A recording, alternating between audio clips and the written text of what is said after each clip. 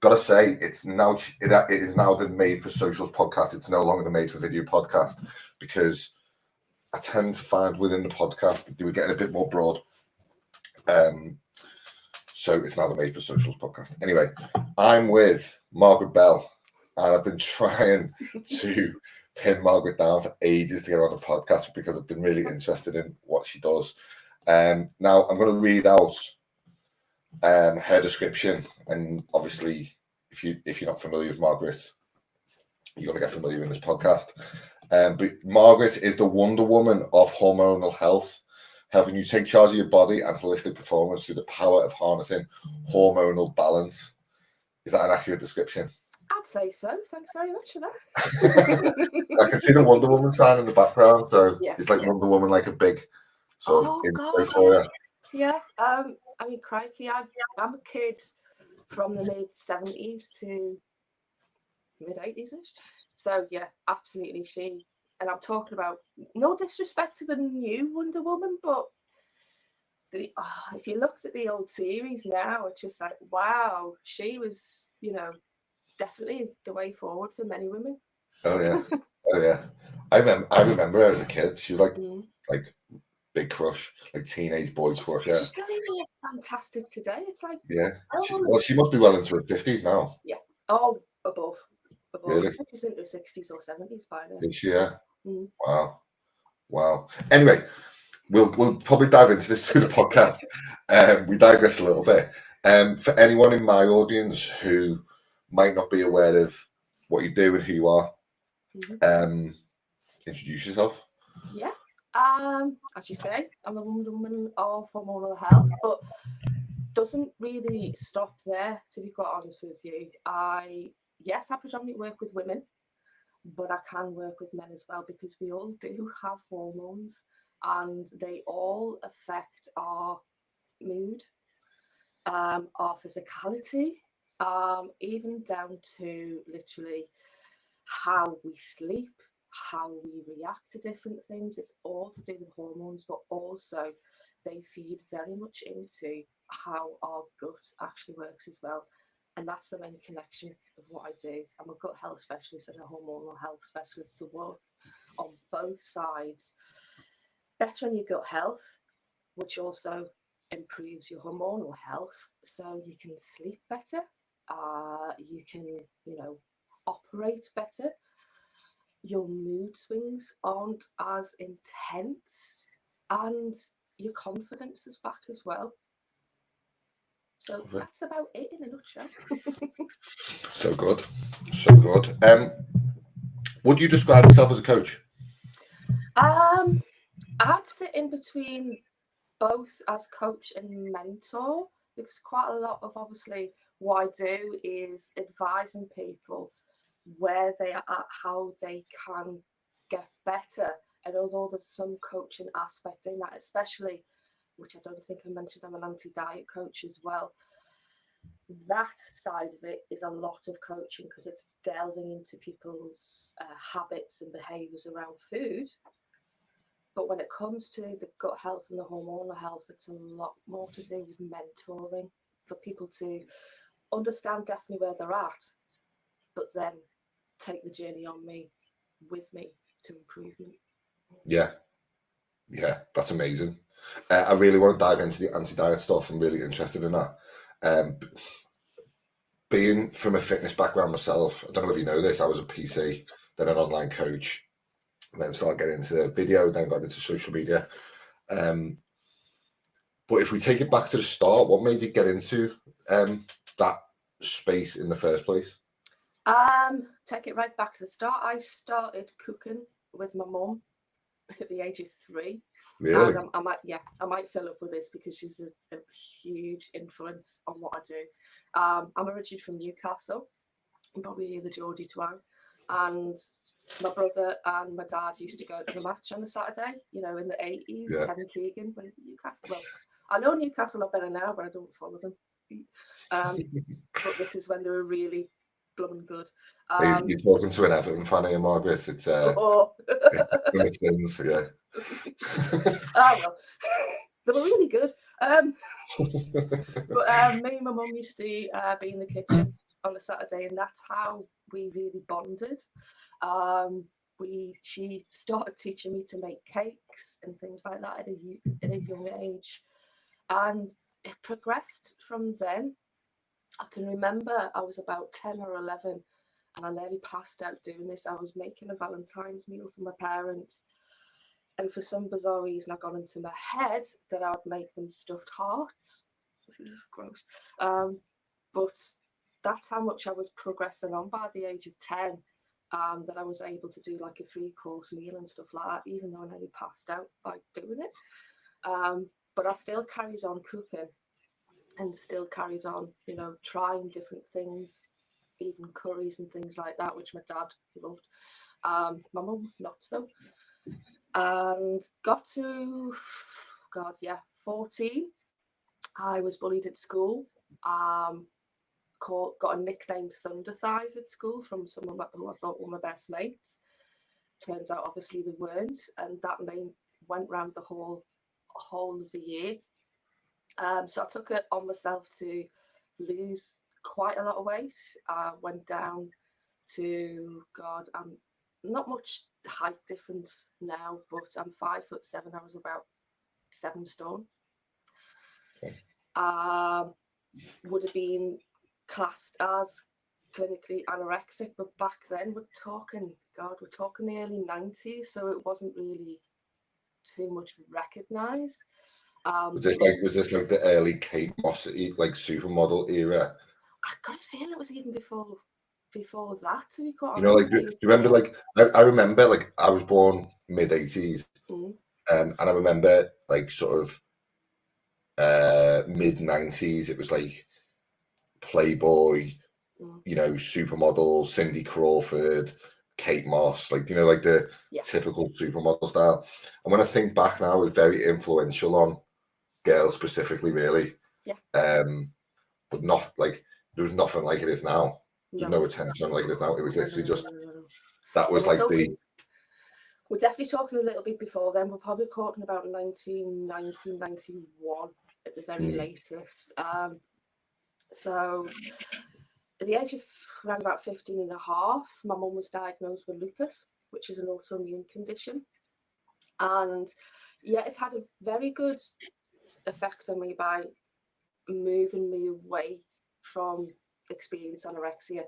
Got very heavily involved with studying about the immune system, which continued on to eventually gut health. We're talking before the internet, so books weren't exactly great at that point, but progressed once the internet came about. I was able to read different studies about it, and my dad passed away in my mid-20s.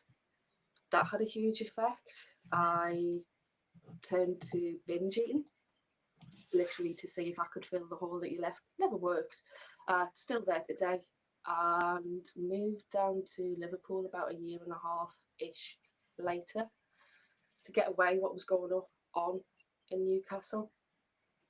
Experienced orthorexia in my 30s. Don't know whether you know much about orthorexia. Yeah, I do actually. I do. And got to my 40s, was married at the time, and the marriage just wasn't, we'd gone our separate ways. I, at the time, was head of 3 departments within an event company. We were dealing with large-scale events, large-scale festivals. I'd worked for people like Creamfields, Liverpool South City, Ting the Park, things like that. We just naturally drifted apart. So I initiated the divorce, which I think a lot happens with women around about that age. Felt humongous guilt, which transposed into depression. And my bosses at the time, because I was in quite a high position, didn't know what to do with me. Didn't know how to deal with what I was going through, how they would then have to put people in place. So very kindly, they let me go and kind of got me out of the way, paid me off. So I was kind of left with depression, moved out the house, and didn't know what I was going to do. Good friends saw me literally fall down a hole got me to go to see a counsellor, and within about, I'd say about 8 or 9 months, had a decision to make. Do I want to go back to the events industry or go for something different? And I literally went for something different. Trained as an anti-diet coach, got gut health qualifications, food psychology qualification, and literally just started coaching a little bit by little bit, because I wasn't too confident in leaving full-time work. Didn't think who the hell would listen to me. So built up that coaching, and my mum passed away, God, May 2020, and that was just the fucking huge catalyst for me. It's like, you know what, go for it now, or it's never going to happen, girl. So I went for it, getting extra qualifications in things like culinary medicine, and here I am today. I love it. Do you know what? Like I'm obsessed with storytelling at the moment. Like obsessed. And in storytelling, the bigger it's like in a great story, there's always a hero, right? Mm-hmm. But the bigger the hero, the bigger the dragon or the monster they've got to overcome. Yeah. And that monster in people's lives, your life in this case, is all that stuff you just talked about. Mm-hmm. But now you're the hero for a lot of other people who might go through that. And that's when I see like coaching actually is, as a coach, like my background's coaching and now a bit of mentoring, consultancy, but like I look at it and go, I am just the same person as my clients are now, but 2 years ahead of them, or 3 years ahead of them, or 5 years ahead of them. Like I've just walked that path a little bit earlier. That's it. There's no special thing that I'm preaching or anything, other than the fact that I've learned all this stuff over time. Like that's it. Definitely. And it's the stuff that you learn, the experiences that you have, that definitely help within that. And you're absolutely right. It's just being that little bit more further forward than them, but it doesn't mean that they can't get to meet you where you're at. Exactly. In theory, all these people who you coach now, in a few years' time from now, will have learned all them lessons, probably in a shorter learning curve than you've had to learn them, because they've got someone there. Because it's that old saying, isn't it? You can learn from your mistakes, which is great, but it's quicker to learn from other people's mistakes. Yeah, definitely. It's just more productive, right? So hopefully in like a couple of years' time, these people who might have been in the same position as you were a while ago will now be in the position you are now, and they'll be able to help more people. And that's the impact, right? Because it trickles down, and it's that over time. That's cool, man. So I remember when I first got into the fitness industry, I got made redundant. So when I left school, I started as an architectural technician for a housing company. I was going to be an architect, and it was great. But what I quickly realized was it's a great job. Like I respect architects massively, but it just wasn't for me. like being in an office, not being too active. A lot of it's kind of trigonometry, maths, calculating angles, all that kind of thing. Hard stuff. Yeah, and it wasn't fulfilling me. But then in 2007, 2008, in the recession, I made redundant. And at 21, being on a decent salary for a 21-year-old at that point in time, probably a little bit above average to what my mates were making, for example. And because I'd been there 5 years, I got paid off like a month and a half, which was like $3,500 at the time. It's like a month and a half's wages, which was like, to me, it was like, oh, sound like this big lump sum, and I've got no job and I can do what I want. But I quickly realised that there was no other avenues to go down in that industry at that point. And then like the more I thought about it, the more I didn't want to go back to it. Mm. But weirdly, in that process, that summer, I just kind of lived on that £3,500, done a few little bits of work here and there for my dad and stuff, but nothing spectacular. And then decided I'm just going to join the gym. I'm literally like, I'm putting a bit of weight on, I'm drinking quite a lot. I'm just going to go to the gym. And I didn't have any clue what I was doing. Never lifted a weight in my life, never done any cardio really other than football. And that was it. And I remember in the wall, there was like these little pigeonholes with like workouts in. And he would just basically printed off beginners workouts, printed off intermediate and advanced workouts. And he literally just printed off pieces of paper. How it was like a plan for someone, I never know. It was just literally just picked them off the wall in the gym and then followed it. So I started following one of them. And over the course of about 3 weeks, I started getting into it. And I was like, do you know what? They're not the best workouts in the world, but at least I'm doing something structured in some way. And then I remember like growing up, I was like reading all like Men's Health and like Men's Fitness magazine, similar to what you said about like the 90s culture of like women in that industry. It's like the same thing with men, right? It's like big jack dudes on the front of a magazine, ripped up. That's how you're supposed to. Yeah, yes, like spray tanned, shiny white teeth, all that stuff. And like, I'm gonna look like that. I'm gonna look exactly like that. Never did, but I got myself in a little bit better shape. But I remember vividly one day there was like this PT. I don't know if he was having a bad day. I don't even know who he is, to be honest. So I'm not calling anyone else here. But he just looked disinterested in his clients. And I was looking at it, and I was on the treadmill at the time. I was looking at it, going, I could do a better job than that. And my money from the job was like swindling down. I think I had about £2,000 left of it. And I thought, you know what? I went home, Googled it, and I was like, how to become a PT? I'm going to get into this industry.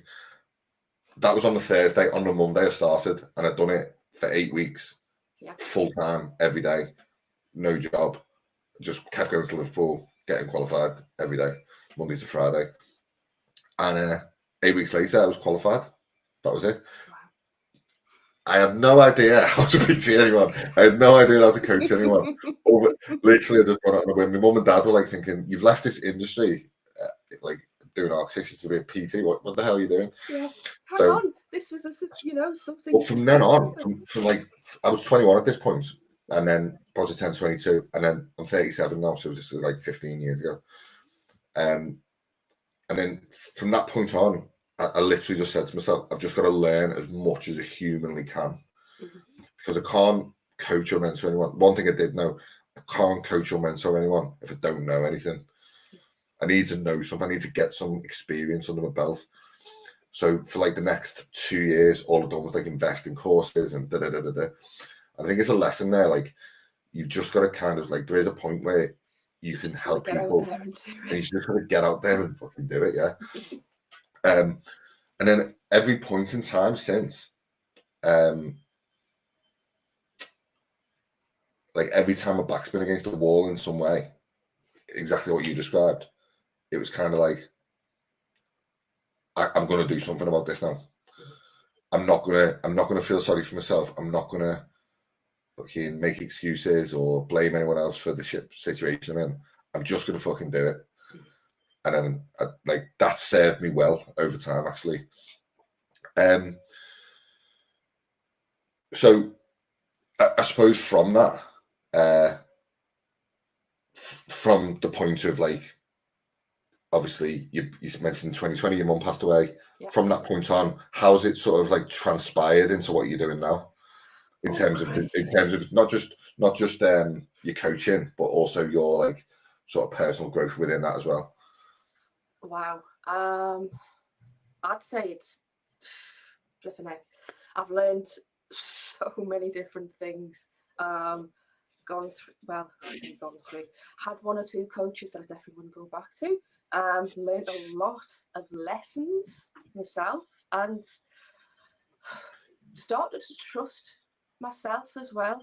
Because I think that's a huge thing when you see so many different people doing different things, and the world that we live in now, when it comes to the likes of influencers, whatever's on the social media. I'm in a position now where I'm quite happy with one, who I am, which is a flaming huge thing, I think, but also happy with what I'm doing and how I do it. I see a lot of people out on social media literally pounding it and pounding it, and I'm like, this isn't me. I'm much more of a person who is, yeah, does come on social media for, for different things, but you utilising other things as well, like blogs. I'm very much going to start utilising YouTube, so stepping away from the social media aspects in that situation, because what I do, I'm very much happy being that slightly more quieter person. Yeah, I love that. Do you know what? I think sometimes because this podcast is generally a social media podcast, so I really love getting perspectives on this. Like growing up in sort of late 80s, early 90s, mid 90s, even into the 2000s, before pre-social media. Do you think social media has changed us, or do you think social media has exposed us for what we already were? Oh, flipping heck. That's a very good question. I feel to some extent it has had some effect, has some change, especially, and I know probably people bring this up time and time again, the younger generation don't know anything but social media, and that in a way scares the shit out of me. If you took social media away from them, what would they do? Yeah, which is totally. I think is a little bit of sad state of affairs, to be quite honest with you, because you walk down the street now, and not that I do this, but flipping heck, when you were a teenager or a young 20-year-old, you used to catch people's eyes, and that is how you flirted. These days everyone's on a mobile phone. You don't even get that catching people's eyes when they're out, or having that initial just spark in your belly or whatever. It's just like, where is that gone, for one?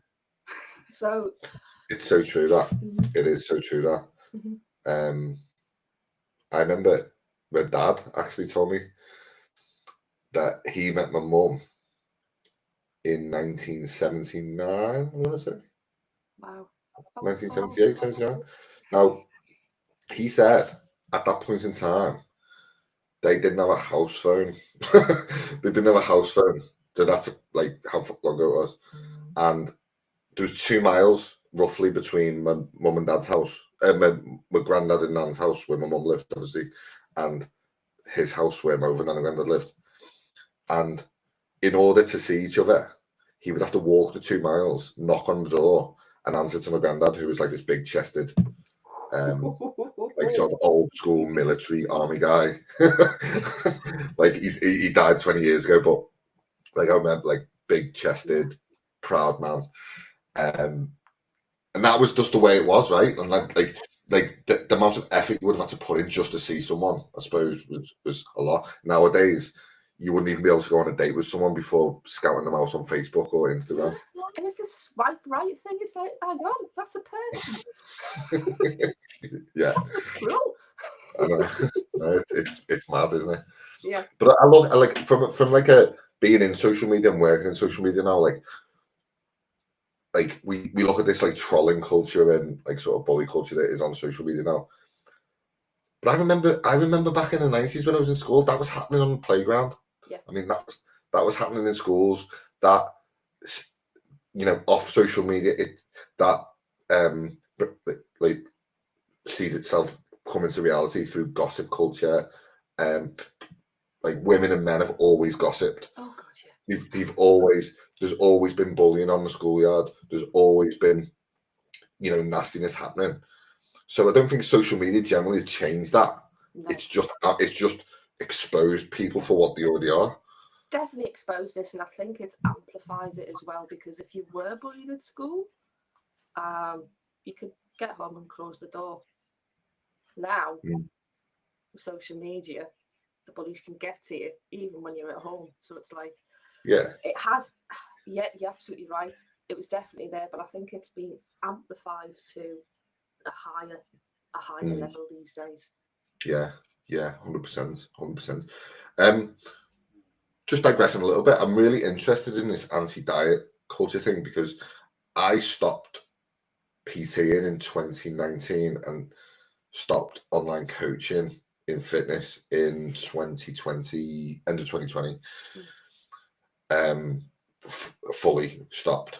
I was transitioning out a little bit before that, but fully stopped in 2020. So I've had like maybe 4 years where I've not been sort of fully in the circle of it. So I'm really interested in this anti-diet culture movement, because I've heard stuff about it from the outside, but can you give me sort of like an insider perspective on that?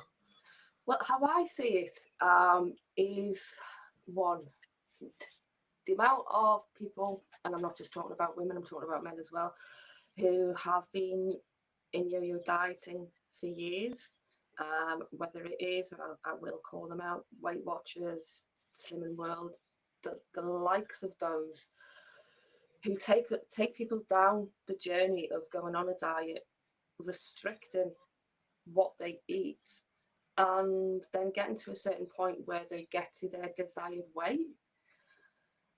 How they then maintain that is going to be virtually impossible in years to come, because the way that restrictions work is obviously that it can alter your metabolism. So if your metabolism's altered, then the restriction's going to have to be less and less, and you're going to have to restrict more and more and more to keep that weight off, and it is just physically and mentally impossible. So I am not saying that, as an anti-diet coach, to not go down the route of nutrition, but nutrition itself is completely different to a diet. If someone has been on a diet for however many years, they can lose the ability, one, to feel physical hunger, because they're told to eat little amounts through the day. They've lost the ability to understand fullness, which is two huge things when it comes to coming out of that culture.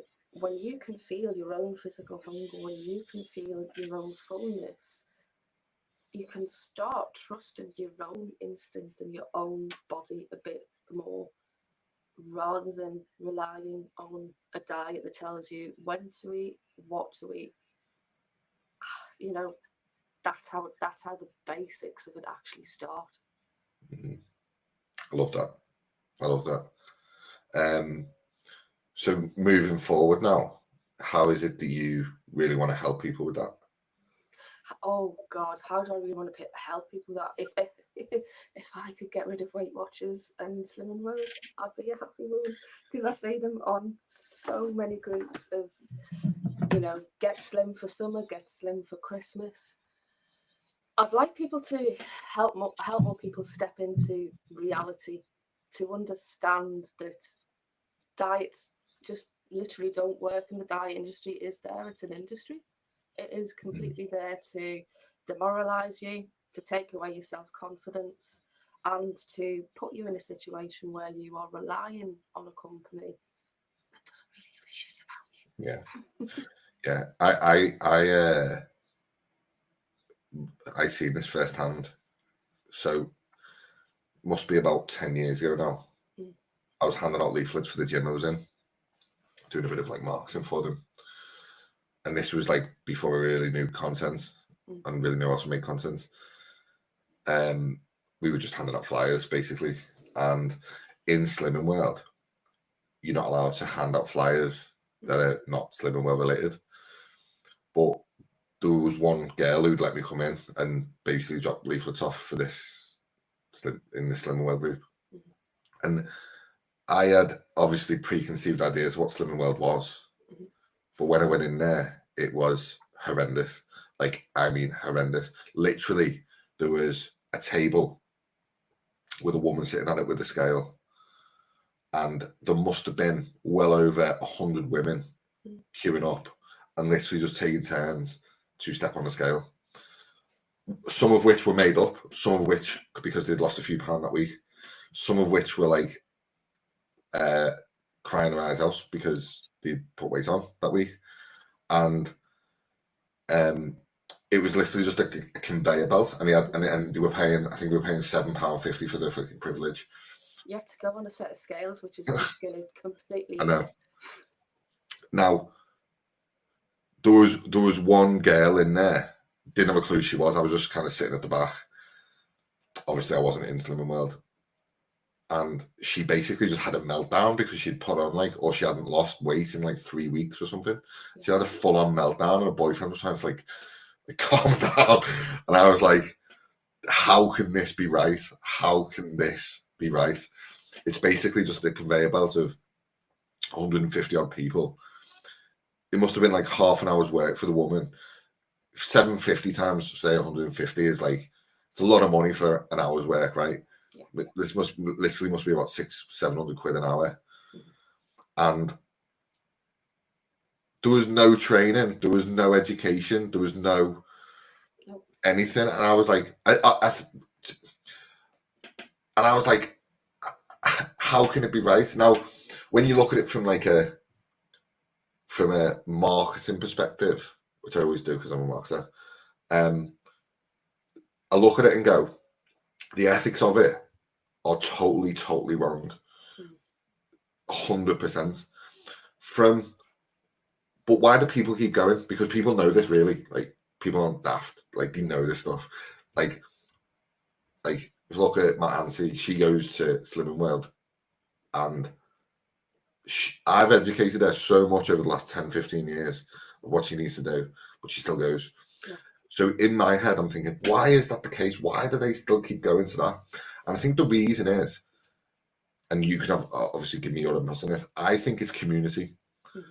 I think community is so powerful, because if you see Julie and Lorna and Becky who are going to Slimming World, mm-hmm.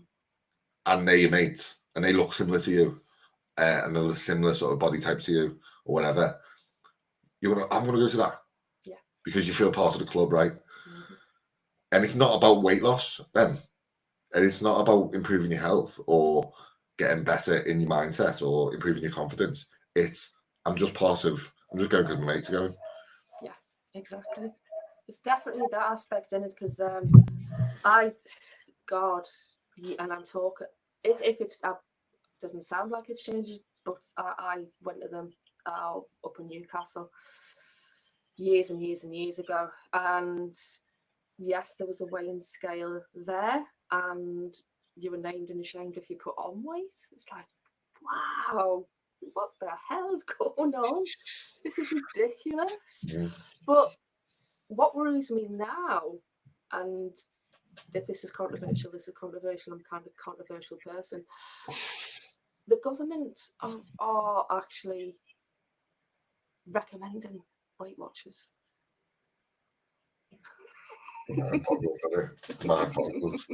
So it's now these people are now being seen as trusted people to go to lose weight, and which really scares the hell out of me, because if you go down that route, the low fat, whatever, even the products that they sell, just looking at I say ingredients, looking at the chemicals that are in them, the mind boggles. It really, really does. 100%, mate. 100%. So in the expert words of Margaret Bell, in the sort of expertise, if I'm looking to lose weight, improve my health, improve my confidence, get myself in a better place, what are the sort of big wins I can get right now, in your opinion? Or what are the not the big wins, that's what are the short-term things I can do to get some big wins? Mm-hmm. first and foremost, everyone's needing to be peeled off the ceiling when it comes to stress. That might be a bit of an exaggeration for some, but I think for quite a lot of people, stress is a huge thing. And I know people say stress and stress again, but the effect that has on the body, the effect that has on the mind, the effect that has on your hormones and gut health is absolutely huge. And I don't think people can actually grasp that fact. The fact that as well that being stressed out means that any food you eat doesn't get to where it needs to be. It turns into fat. Hopefully that will blow a few people's minds, but yeah, even down to that aspect, that if you're stressed, your food doesn't get to where it needs to be, that should be a huge big sign to people. So finding ways to reduce your stress, whatever works for you, and what I would say, obviously not alcohol or smoking if it's all possible, but trying to find more natural outlets of reducing that stress first and foremost is huge. If you are stressed, no doubt your gut will actually be not in its best state. So learning how to repair that to start off with is very important. Create this sort of, and having to repair it means different things to different people. Whether your gut lining has split or not, that's something to look at first. Understanding different therapeutic foods that you can eat to then repair the gut, and then actually replenish it before you moving on to manage it. And a lot of people think that your gut health has nothing to do with your actual weight. It's huge, because there's over 90%, like 80% of your hormones are produced in there. And if you think about it, there's hormones that are released when you're hungry to tell you that you're hungry. There's a hormone released to tell you that you're full. If your gut health isn't any good, then those hormones won't be released. And that research is now being seen, which is why certain people are obese, because the hormone, your actual hormone that tells you that you're full, isn't aligned. Yeah, 100%. 100% me. I love that. Do you know what reduced my stress quite significantly? Going back to core values and beliefs and really clarifying them. And as I said at the start about Peter, my old business coach, who put me through the sort of the old Belbin test and all that, and going back and like filtering out what I live by and what I want to do. And it came back to ownership, and it came back to connection with people, building connection, and it came back to simplicity, actually, not overcomplicating shit. Yeah. I know it sounds very simple, but it's meant to be, right? That's one of my values, simplicity. Like, you know, if I'm in a complicated situation, how can I simplify it? If a work-related task is complicated, how can I simplify it? If a client comes into the business, how can I make it simple for them to understand? Because some of the stuff we talk about, gut health, social media, marketing, weight loss, these can be quite complicated topics for people to understand. Yeah. Mm-hmm. You know, getting your mindset right sounds great, but it can be quite tough. It can be quite soul destroying at times. Like I always say, self-development it's great to self-develop. It's like 100%, but it's not easy. Mm-hmm. It can be quite soul destroying. Yeah. And it can be quite eye-opening at times. Like when I mentioned about me becoming, like I score high on extroversion, that was like, wasn't easy for me to hear, because it was like, it broke a belief about myself that I'd had for 25, 30 years. Yeah. Like, that's not an easy thing to process sometimes. So these things sound great, and the shiny objects in front of you that you're trying to aim for, but getting to them, I always think it's like, if you ever done a run, or if you ever done like a walk or anything, and the finish line looks close, but as you keep going, it keeps getting further away. Yeah. That's the comparison I always make with it. But yeah, that's cool. Just circling back a little bit to community, Mhm. we roll in the same circles, even though we're passing ships most of the time. I sort of really got to know your stuff through Joel Chelling, Yeah. really, which is a mutual friend of ours. How did you get into them circles, first of all, and how instrumental is that the Liverpool business scene been in Margaret Bell's progression? How did I get into that scene to start off with? I met, let's think, Claire Ellis to start off with, who is the founder of Wellness in the City. Yeah, love Claire. I've had her on the podcast as well. Yeah. I met her at when she first started Pink Link. Now, I had been doing, as I say, coaching on the side, as it were. And she had a similar experience, not exactly the same, but her mum passed away around about the same time as well, which was really quite, just getting goosebumps and shivers about it now. But our relationship, our friendship started to grow. And I think that she mentioned that she went to a retreat and this idea came. I was actually at that retreat doing the catering, and she let this idea, form, and she came to myself and Claire Morton, who actually ran the retreat, and said, "This is the idea that I have. Shall we start running with it?" And I took a big gulp and went, "Go on then."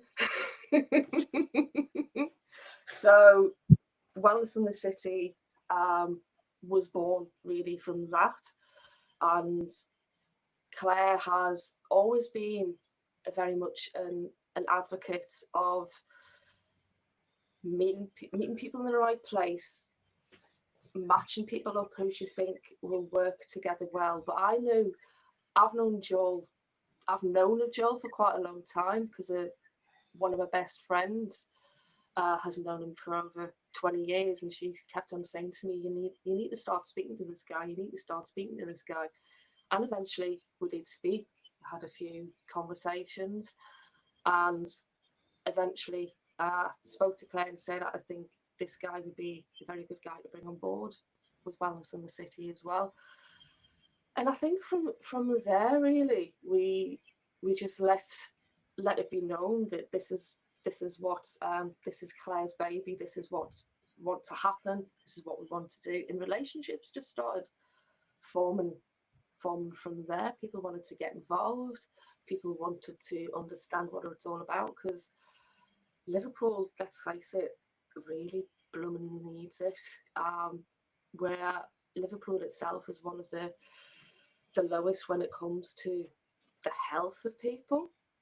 And I don't think we're going to be in any kind of situation soon when the NHS is going to be able to help in such a way that it's going to make such a vast difference. Great if you break a bone or something like that, but a lot of other things, the NHS is, unfortunately, I don't feel personally, maybe the place to go. Yeah. Nice. I met Joel at Move Networking, actually. Yeah. In Sefton Park. And we just kind of had a very brief conversation, maybe like a couple of minutes. And then went through some restructuring in the business end of last year, and then start a literally New Year's resolution. I said, I'm posting something every day. Like, I'm just going to put something out every day. No 0 days. Just kind of get something out every day. And then he messaged me out the blue. And obviously I'd seen him passing and stuff. And he was like, introducing me to all these people, bringing me to places, WhatsApping me most days. Like, have you spoke to this guy? And I was like, this guy must be the most well-connected guy I've ever met. Yeah. Like, definitely the most well-connected guy in Liverpool. And I can't actually speak highly enough of him, to be fair, because he has done so much in terms of just like recommending people to me, but so much in terms of just being a soundboard, really. And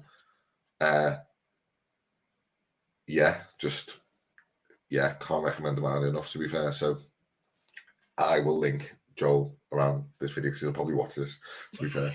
I'm pretty sure he will. But yeah. As far as I know from a conversation that I had with Joel, and hopefully he won't mind me mentioning this, he's been wanting to do something or be involved in something like wellness in the city for, I'm sure he said about 20 years. I might have got that wrong, Joel, if I have, sorry. But he's like, Liverpool definitely needs this. Manchester in itself seems to be just that little bit further forward when it comes to it. So Liverpool really needs to catch up and Yeah, I think so. really needs to understand that people's mental health, physical health, emotional health are key. And it's key to have those in a good state when it comes to your workforce, because without that, you're not going to get what you need out of your team. 100%. Like, I have some sort of like counterintuitive views on this stuff as well, because there's a lot of talk nowadays around we need to talk more and we need to be more open and transparent and all this stuff. And I'm really fascinated by the wellness industry these days, especially locally to us. But what we need to do, because when we look in the workplace, if you read Instagram or you read the news or watch anything these days, it's always like we need equality, we need more women in workplaces, we need to improve all these areas, which is factual, right? Like, no one's arguing that. But I think what like one thing that we can do straight away, which is like actually a tangible goal, is create equality of opportunity. Not because we want all these outcomes, right? So it's like we want women to be paid the same as men. We want men like all that stuff. It's right. Personally, and I'm not saying it doesn't happen. Personally, I've never came across that in any workplace. I've never known in all the work that I've done. I've never known a woman to get paid less than me for doing the same job. I've never known that personally, or I've never come. I'm not saying it doesn't happen, and obviously it has happened. But what I have seen is people not getting the same opportunity. So people who might be from a slightly disadvantaged background or starting from a place of disadvantage, a tangible goal is to get everyone on the same opportunity playing field. And I think what that does, it gives people hope. And when they have hope, hope isn't a strategy, but hope can create a strategy, because straight away they're thinking the opportunity is there for me to do it, rather than striving for these outcomes, which can be untangible, right? Like, if I get paid a certain amount of money and then someone with a year's experience comes in and I've been doing it for 20 years, is it right? These outcomes are like very intangible. Whereas if the government or local governments, whatever, said, right, we're going to give everyone a level playing field to start, I'm going to help people from the ground up to this point. There's your opportunity. You can take it if you want. And I think what that would do is, in the nicest possible way, is eliminate a lot of losers and a lot of loser mentality. Because people would go, actually, I'm not the victim anymore. And one thing I can't stand is blame culture. Like, I can't stand it. Like, that's why one of the things is ownership. Like when I hear people blaming someone else, all you're doing is giving people the power over yourself. Yes. That's it. So anyway, that's a bit of a side thing that I can go on a rant about all day long. Anyway, thank you so much for your time. I've been so interested and so keen to get you on the podcast, and it's been amazing, to be fair. Like, I really enjoyed that. If someone in my audience wants to find you and get involved with what you do or find out a bit more, where can they find you? what are the best places to get in touch with you, or what are your platforms? And what I'll do is I'll link them around this video when it goes out. Yeah, so you can find me on LinkedIn. Put on my name, should come up. Wonder Woman. I wish. I'm gonna thought of being there that I should have. Like, don't think Deepo would have that. Also Instagram, Gut Feeling with Margaret Bell, and my website is just simply my name now, margaretbell.co.uk.